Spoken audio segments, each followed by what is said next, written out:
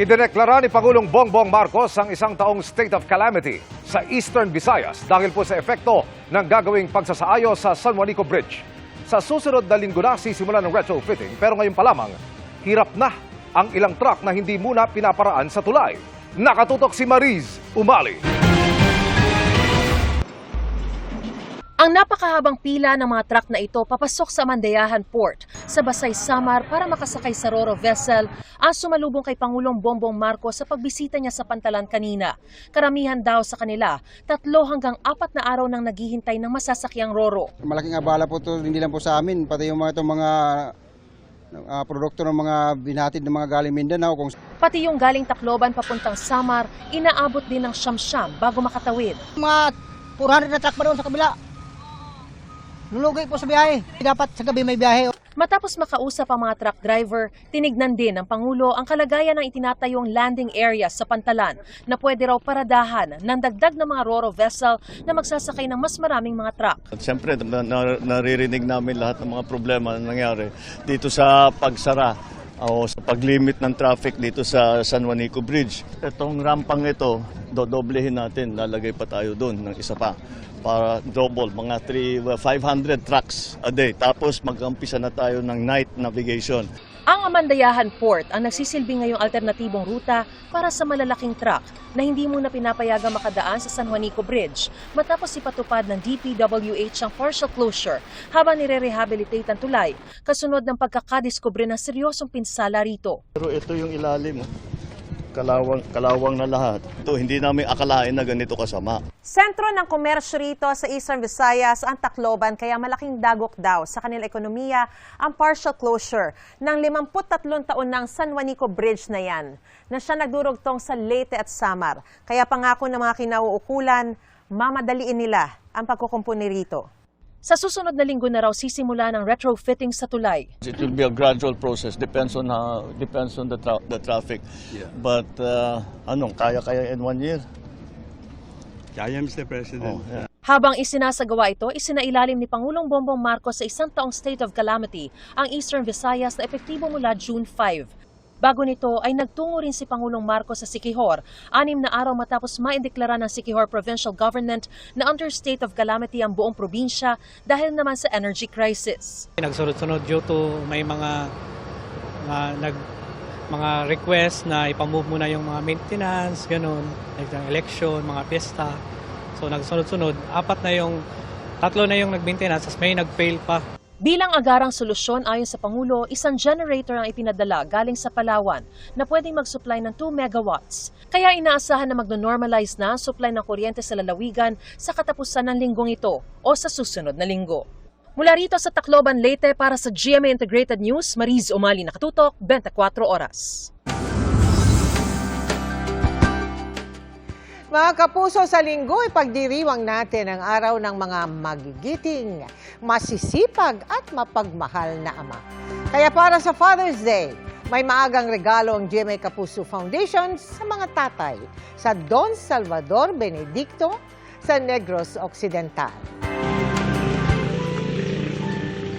Pagtatanim ng pinya, ang isa sa mga pinagkakakitaan ni Jasper na taga Don Salvador Benedicto, Negros Occidental. Dahil maliit lang ang taniman, hanggang 7,000 piso lang ang kanyang kita kada taon. May panahon ding hindi singtamis ng pinya ang kanyang kita, kaya si Jasper nag-aalaga rin ng baboy para mabigyan ng magandang kinabukasan ang anak. May 5 po akong anak at ang 3 po dito ay nakapagtapos na. Sa ngayon, meron pa akong 2 anak na pinagsisikapan na makapagtapos sa kanilang pag-aaral. Saludo ang GMA Kapuso Foundation sa kasipagan at katatagan ng mga amang tulad ni Jasper. Kaya ngayong darating na Father's Day at bilang pakikiisa rin sa Prostate Cancer Awareness Month, nagsagawa tayo ng libreng prostate-specific antigen test, urinalysis, at consultation sa 100 kalalakihan sa Don Salvador Benedicto.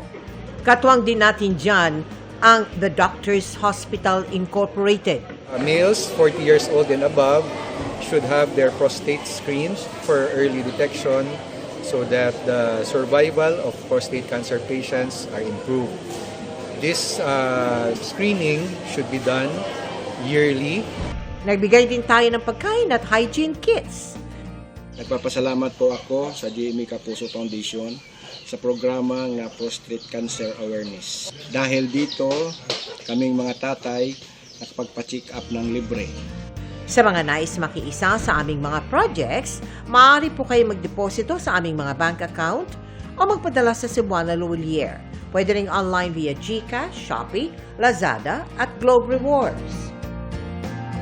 Naguguluhan naman ang prosekusyon ng Kamara sa utos ng Senado sa baygit na labag sa konstitusyon ang pagbabalik pa sa kanila ng Articles of Impeachment. Kinwestiyon din nila ang utos ng Senado na humingi ng resolusyon mula sa 20th Congress na hindi pa nagsisimula ang termino. Nakatutok si Jonathan Andal. Hindi muna tatanggapin ng House Prosecution Panel ang ibabalik ng Senado na impeachment complaint laban kay Vice President Sara Duterte. I would defer receiving the articles of impeachment from the Senate, including whatever orders they will be transmitting to us. This is not disobedience, definitely. Ang gusto lang po natin mangyari is to seek guidance. Naguguluhan kasi ang House Prosecution Panel sa utos ng impeachment court. Dalawa ang gusto ng impeachment court mula sa Kamara. Una, maglabas ng certification na nagsasabing walang nilabag sa saligang batas ang kanilang impeachment complaint, lalo na ang one-year bar rule. About the certification, we maintain our position. Sumunod po kami fully and strictly to the requirements of the Constitution. We did not violate the one-year prohibition rule. Pangalawa, linawin ng papasok na Kamara ng 20th Congress kung interesado pa itong ituloy ang impeachment complaint. It is impossible to be complied with because, first of all, 20th Congress doesn't exist yet. Tayo po ay nasa ika-11 na kongreso pa lamang. Dahil dyan, tingin ng ilang House prosecutors, sinasadya ng Senado na i-delay ang impeachment proceedings. So if it's impossible to comply with such an order, how can we move forward? Kaya sinasabi namin na parang dapat it should be baliwala lang yung order na yun kasi it's impossible to do as of the time. Naguguluhan pa rin kami at hindi namin maintindihan kung bakit ibabalik po ito sa amin. Ano po ang gagawin namin? Sabi ng mga prosecutor, magpapadala sila ng motion sa Senado para sa clarification. Once the response has been received, then again we will decide po, no? Naniniwala naman si House Prosecutor Manila Representative Joel Chua na labag sa konstitusyon ng pagbalik ng Senado ng Articles of Impeachment sa Kamara. Kinwestiyon din niya ang mga senator judge na tila raw nag-aabogado para sa bise.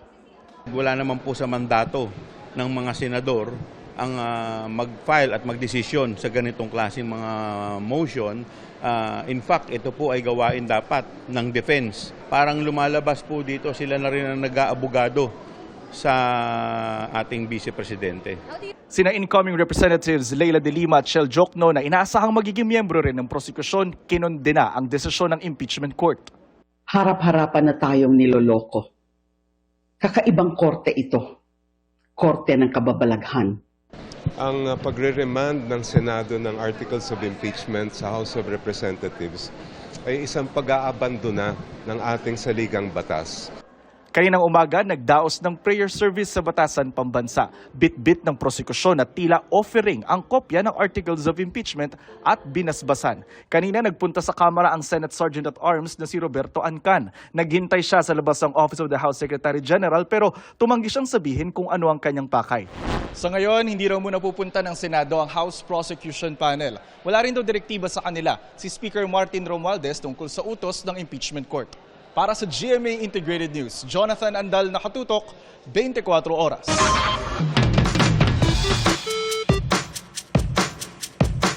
Magandang gabi mga kapuso. Ako po ang inyong Kuya Kim na magbibigay sa inyo ng trivia sa likod ng mga trending na balita. Sa Cagayan, isang kakaibang stingray o pagi ang aksidente na huli ng mga mangingisda. Anong pagi kaya ito? Manangalian muna kami dito sa bato. Si Victor, hilig daw i-vlog ang mga yamang dagat na nauhuli sa kanilang bayan sa Calayan, Cagayan. Isa raw sa palagi niya nakikita rito, mga pagi. Pero ang paging ito, first time niyang nakaengkwentro. At ang kakaiba raw sa paging ito, mostly kulay gray yung color. May batik siyang itim. dito niya napagtanto ng nahuli ng mga mangingisda isa palang round ribbon-tail ray. Ang Tenyuri mayeni o round ribbon-tail rail, kilala din sa tawag na black-spotted ray. Ang katawan nito ay may mga batik-batik na kulay gray, pwedeng blackish or brown sa dorsal part, kulay puti naman sa ventral side dito. Ito ay maaaring humaba ng 3.3 meters o kaya lumapad ng around 1.8 meters. And yung pinakamalalaki nito, tumitimbang ng 150 kilograms. Ayon sa IUCN o International Union for Conservation of Nature, ang mga round ribbon-tail ray, vulnerable o nanganganib ng maubos. Talagang declining ang population niya. Kaya lang dito sa atin sa Pilipinas, hindi pa po siya doon nakasama sa Philippine Red List natin. Wino-work out pa natin ito na maisama, considering nga po na pababa na ang kanyang populasyon. Paglilinaw naman ni Victor, ang round ribbon-tail ray na kanyang nabidyohan.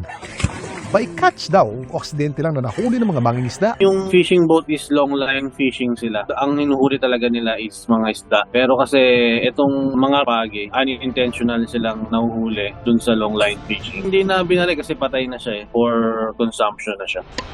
Pero may paalala mga eksperto sa pagkain ng paging ito. Technically, pwede siyang kainin. Ngunit ito ay nagbabayo-accumulate ng mga heavy metals at iba pang marine toxins. Maaring mag-develop ng strong ammonia odor na hindi kaaya-aya o kaya delikado pag kumain ng sobra. Alam niyo ba kung gaano kalaki at kung saan nahuli ang isa sa pinakamalaking pagi sa buong mundo?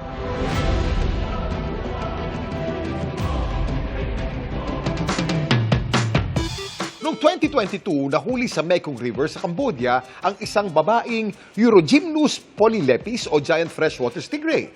Sa bigat nitong nasa tinatayang 300 kilos at habang 3.98 meters, hindi lang daw itong isa sa pinakamalaking pagi, kundi isa na rin marahil sa pinakamalaking freshwater fish specimen na napag-aralan ng mga eksperto. Samantala, para malaman ang trivia sa likod ng viral na balita, i-post o i-comment lang, #Kuya Kim, ano na? Laging tandaan, kimportante ang may alam. Ako po si Kuya Kim at sagot ko kayo 24 oras. Hindi tinanggap ng GMA Network ang alok na bayad sa utang ng Television and Production Exponents o TAPE Incorporated sa nangyaring mediation para sa kasong estafa laban sa TAPE. 37.9 million pesos ang sinisingil ng GMA Network sa mga may-ari ng TAPE Incorporated para sa airtime fees na hindi niremit ng TAPE sa GMA. Pero kulang ang handang ibayad ng TAPE sa ngayon dahil tapos na ang pagkakataon para magkasundo. Muling iraraffle ang kaso sa isa pang piskal na siyang magsasagawa ng preliminary investigation.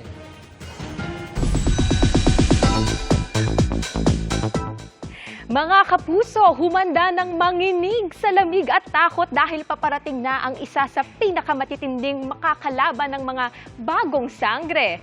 Handa na kaya siyang kaharapin ng new generation sangre na naging emosyonal sa kanilang pagsalang sa GMA Integrated News Interviews. Kung paanong binago ng Encantadia Chronicles Sangre ang kanilang mga buhay, ichichika ni Nelson Canlas. Mga sangre, esta secto. Nag-abisala sa GMA Integrated News Interviews ang 4 na bagong tagapangalaga ng Brilyante sa inaabangang Encantadia Chronicles Sangre. Si Bianca Umali nagaganap bilang Tera, ang tagapangalaga ng Brilyante ng Lupa. Si Faith Da Silva bilang Plamara, na ang kapangyarihan ay galing sa Brilyante ng Apoy. Si Kelvin Miranda bilang Adamus, ang prinsipeng magiging alipin at nangangalaga sa Brilyante ng Tubig. At si Angel Guardian, nagaganap bilang Dea, ang taga-Miniyave na may hawak ng Brilyante ng hangin. Fierce at walang inuurungan, pero kung gaano sila katapang sa serye, ipinakita nila ang kanilang vulnerable side sa aming interview. October 2023 ang unang interview ng 4. para i-announce ang kanilang partisipasyon sa Mega Series. Hindi raw nila inasahan kung gaano katindi ang kanilang kailangang ibigay para ma-meet ang demands ng kanilang karakter. Pero dahil sa Encantadia Chronicles Sangre, something shifted sa kanilang mga pagkatao.